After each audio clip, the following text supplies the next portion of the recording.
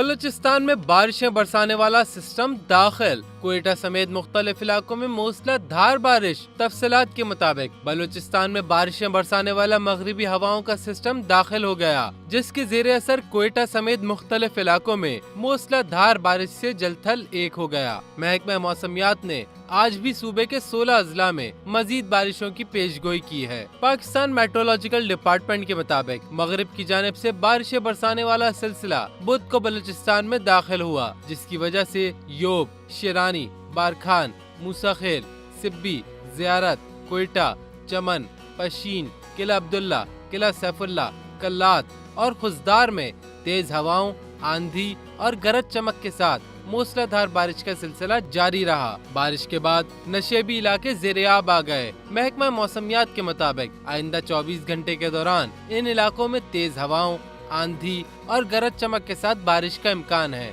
تاہم صوبے کے دیگر اضلاع میں مطلع ابرآلود رہے گا۔